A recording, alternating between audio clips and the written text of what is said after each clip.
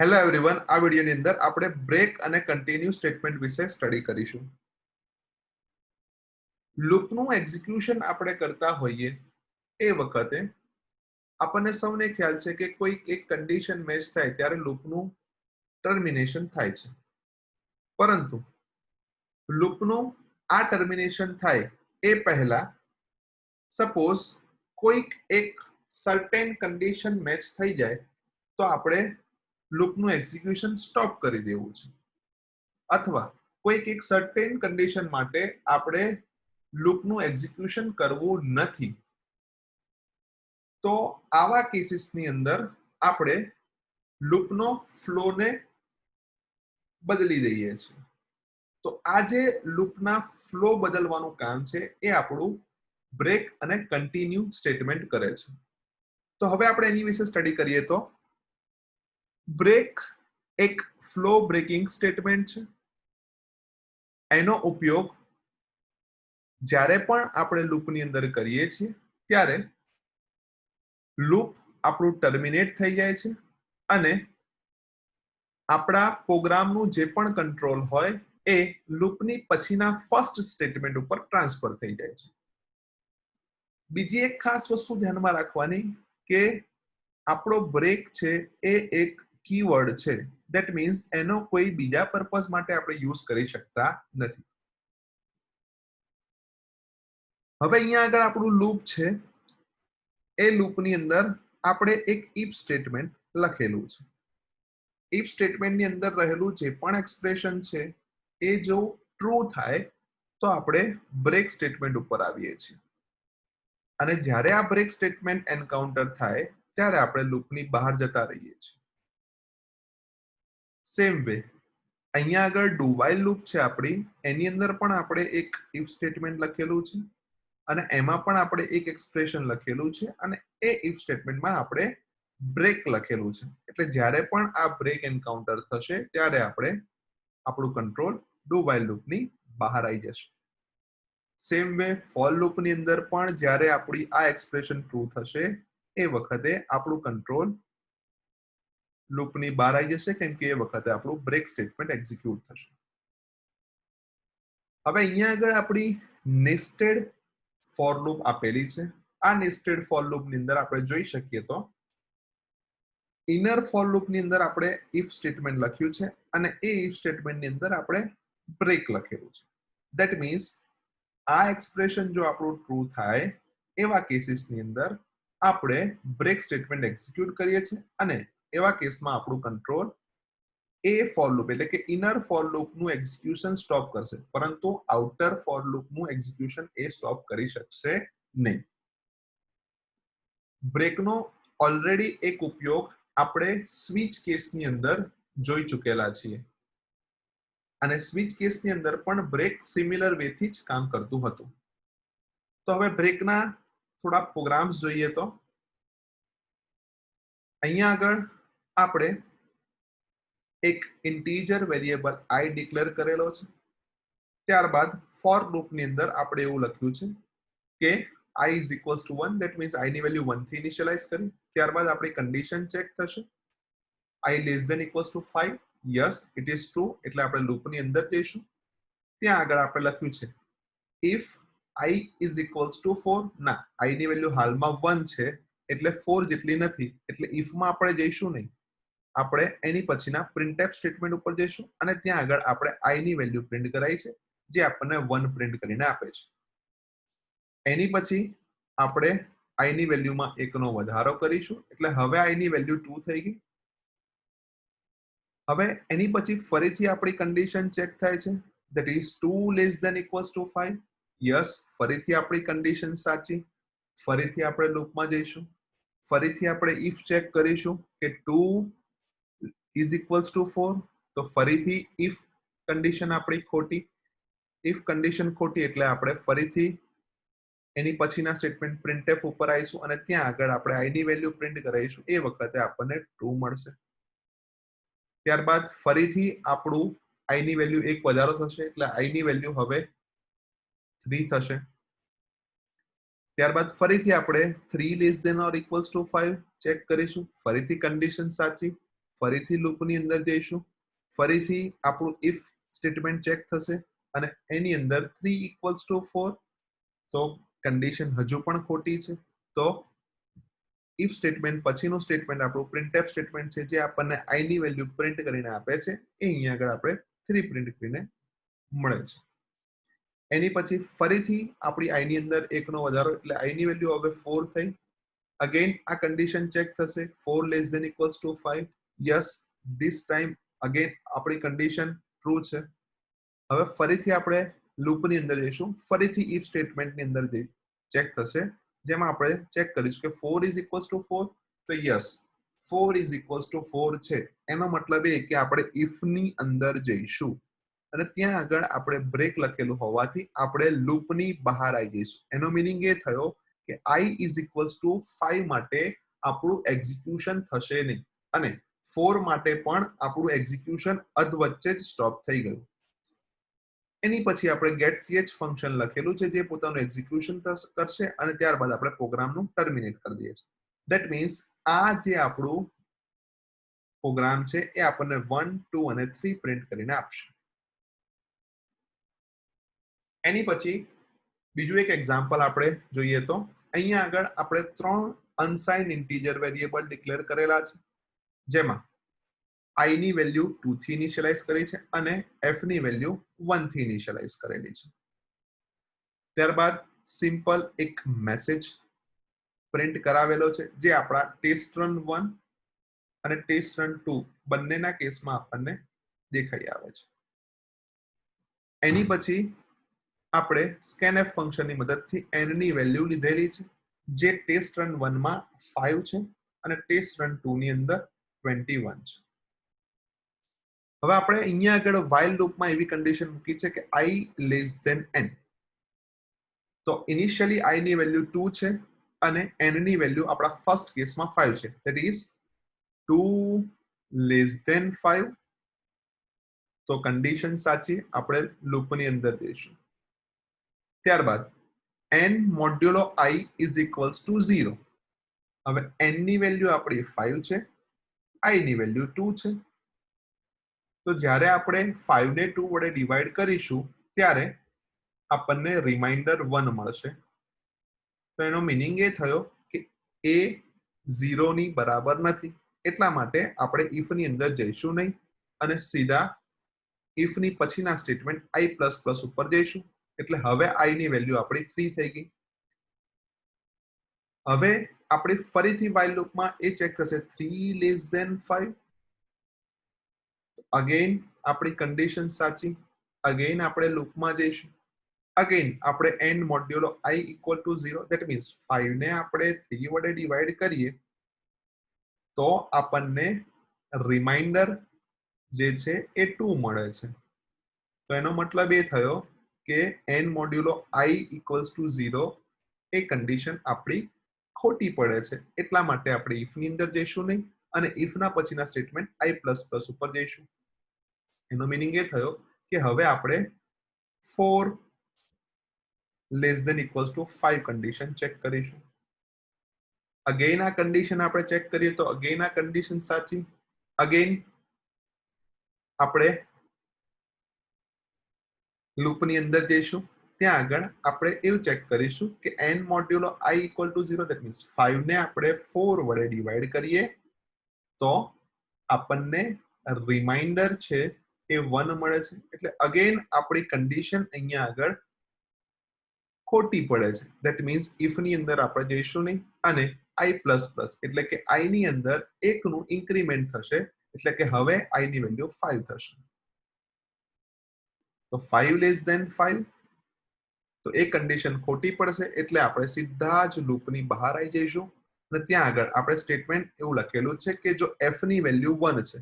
હવે આપણે initially f ની વેલ્યુ 1 જ લઈ લીધેલી હતી, એટલે હજુ પણ આપણી f ની વેલ્યુમાં આપણે ક્યાંય ફેરફાર કર્યો નથી. તો f ની વેલ્યુ 1 હોય તો આપણે એવું લખ્યું છે કે %d ઇઝ પ્રાઇમ નંબર અને જે %d ની વેલ્યુ છે એ n થી રિપ્લેસ થાય છે. That means 5 is a prime number. તો એનો મીનિંગ એ થયો કે આ આપણો પ્રાઇમ નંબર છે.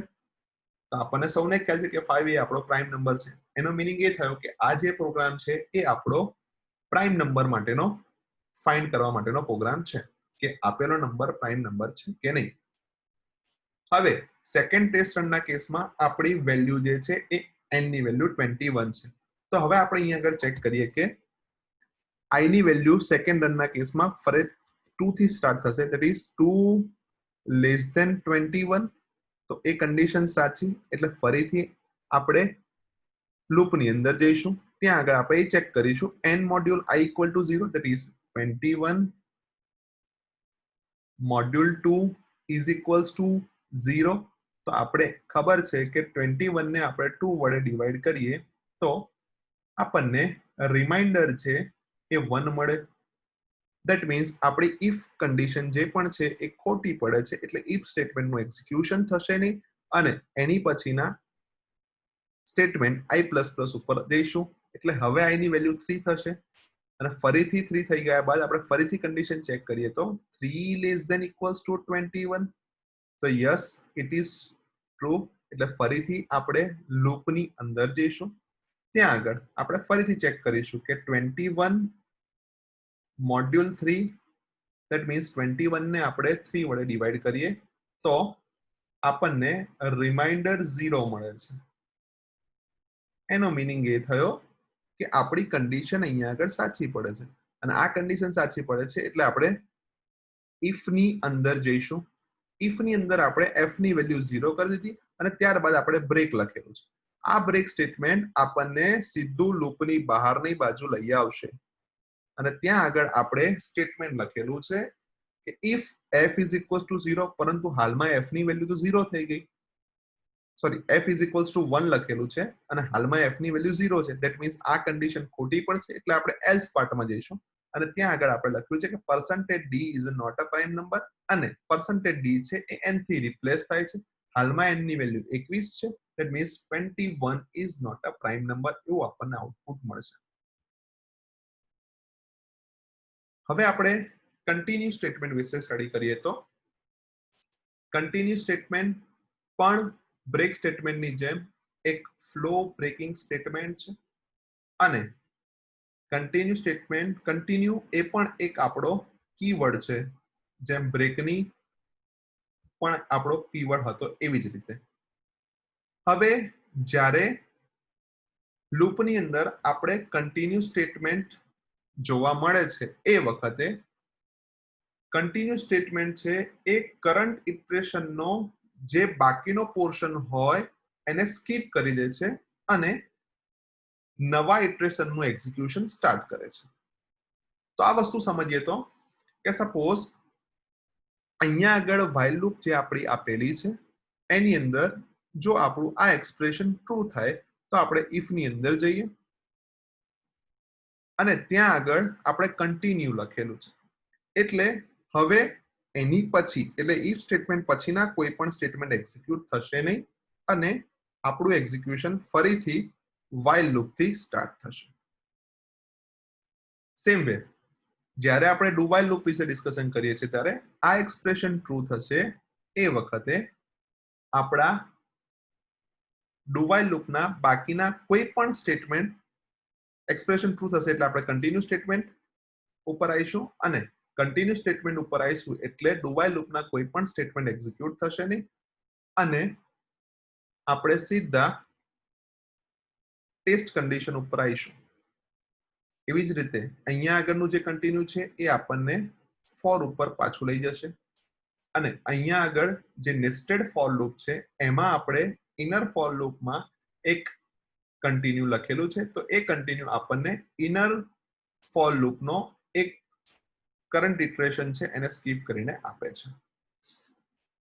હવે આ જ વસ્તુને આપણે એક્ઝામ્પલ થ્રુ સમજીએ તો અહીંયા આગળ આપણે એક ઇન્ટીજર વેરિયેબલ i ડિક્લેર કરેલો છે. હવે આપણે ફોર લૂપની અંદર જોઈએ તો i ની વેલ્યુ 1 થી સ્ટાર્ટ કરીએ. i less than equals to 5 condition સાચી કેમ કે 1 લેસ ધેન ઇક્વલ્સ ટુ 5. તો આપણે લૂપની અંદર ગયા, ત્યાં આગળ આપણે ચેક કર્યું કે ઇફ i ઇક્વલ્સ ટુ 4, અત્યારે હાલમાં i ની વેલ્યુ 1 છે એટલે કન્ડિશન ખોટી. કન્ડિશન ખોટી એટલે આપણે ઇફ સ્ટેટમેન્ટ પછીના સ્ટેટમેન્ટ ઉપર જઈશું અને ત્યાં આગળ i ની વેલ્યુ પ્રિન્ટ કરાઈશું એટલે i ની વેલ્યુ અત્યારે 1 પ્રિન્ટ થશે. એની પછી આપણી i ની અંદર 1 નો વધારો થશે એટલે હવે i ની વેલ્યુ 2 થઈ ગઈ. that is 2 less than equals to 5 plus plus એટલે અપડેટ સ્ટેટમેન્ટ પછી ફરીથી આપણી કન્ડિશન ચેક થાય એટલા માટે 2 less than equals to 5 તો અગેન આપણું કન્ડિશન સાચી. અગેન આપણે લૂપમાં જઈશું. અગેન આપણે 2 equals to 4 ચેક કરીશું. અગેન આપણું આ કન્ડિશન ખોટી પડે છે એટલે અગેન આપણું ઇફ સ્ટેટમેન્ટ એક્ઝિક્યુટ નહીં થાય અને એની પછીનું પ્રિન્ટએફ સ્ટેટમેન્ટ એક્ઝિક્યુટ થશે અને જેમાં આપણને 2 મળશે પ્રિન્ટ થઈને. એની પછી i ની વેલ્યુમાં એક વધારો એટલે હવે i ની વેલ્યુ 3 થઈ ગઈ. હવે આપણે ચેક કરીએ તો 3 less than equals to 5 again આપણી કન્ડિશન સાચી. અગેન આપણે લૂપમાં જઈશું. લૂપમાં જઈશું તો આપણે ચેક કરીશું કે 3 ઇક્વલ્સ ટુ 4 તો અગેન આપણું આ કન્ડિશન ખોટી એટલે અગેન આપણે પ્રિન્ટએફ ફંક્શન ઉપર જઈશું અને એ આપણને 3 વેલ્યુ પ્રિન્ટ કરીને આપશે. 3 વેલ્યુ પ્રિન્ટ થઈ ગયા બાદ આપણે અગેન ઇન્ક્રીમેન્ટ ઉપર જઈશું એટલે હવે i ની વેલ્યુ 4 થઈ. તો 4 લેસ ધેન ઇક્વલ્સ ટુ 5 તો yes again it is true. Again આપણે લૂપમાં જઈશું અને ત્યાં આગળ આપણે ચેક કરીશું 4 ઇઝ ઇક્વલ્સ ટુ 4 તો યસ ધીસ ટાઈમ આ કન્ડિશન સાચી પડે છે અને આ કન્ડિશન સાચી પડવાથી આપણે ઇફ ની અંદર જઈશું અને ત્યાં આગળ આપણે કન્ટિન્યુ લખેલું છે. આ કન્ટિન્યુ સ્ટેટમેન્ટ લખેલું છે એટલે હવે અહીંયા આગળના કોઈ પણ સ્ટેટમેન્ટ એક્ઝિક્યુટ થશે નહીં અને આપણું કરંટ ઇટરેશન સ્કીપ થઈ જશે અને નેક્સ્ટ ઇટરેશન ઉપર જઈશું એટલે સીધી i ની વેલ્યુમાં 1 નો વધારો થશે અને હવે i ની વેલ્યુ 5 થશે. હવે 5 less than equals to 5 condition સાચી. અગેન લૂપમાં જઈશું 5 ઇક્વલ્સ ટુ 4 કન્ડિશન ખોટી એટલે ઇફ માં નહીં જઈએ. આપણું પ્રિન્ટએફ ફંક્શન ઉપર જઈશું અને ત્યાં આપણને i ની વેલ્યુ પ્રિન્ટ કરીને આપે છે એટલે i ની વેલ્યુ હવે 5 થશે પ્રિન્ટ થશે. ત્યારબાદ ફરીથી આપણે એક વેલ્યુ ઇન્ક્રીમેન્ટ કરીશું જે i ની વેલ્યુ આપણને 6 કરીને આપશે અને 6 લેસ ધેન ઇક્વલ્સ ટુ 5 એટલે આપણી કન્ડિશન ત્યાં ખોટી પડે છે એટલે આપણા ફોર લૂપનું ટર્મિનેટ થઈ અને આપણે ગેટ ch ઉપર આવીશું. ગેટ ch પોતાનું એક્ઝિક્યુશન પૂરું કરી અને આપણો પ્રોગ્રામને ટર્મિનેટ કરશે. તો એનો મીનિંગ એ થયો કે જ્યારે i ની વેલ્યુ 4 હોય છે એ વખતે આપણે ઇટરેશનને સ્કીપ કર્યું એટલે આપણા આ પ્રોગ્રામનું આઉટપુટ 1 2 3 અને 5 આવ્યું. હવે એના પછીનું આપણે સ્ટેટમેન્ટ જોઈએ તો અહીંયા આગળ આપણે જોઈ શકીએ છીએ કે આપણે બે અનસાઇન્ડ ઇન્ટીજર વેરિયેબલ ડિક્લેર કરેલા છે i અને n. ત્યારબાદ એક પ્રિન્ટએફ ફંક્શન ની અંદર સિમ્પલ મેસેજ લખેલો છે જે આપણા ત્રણ ટેસ્ટ રનની કેસની અંદર આપણને જોવા મળે છે.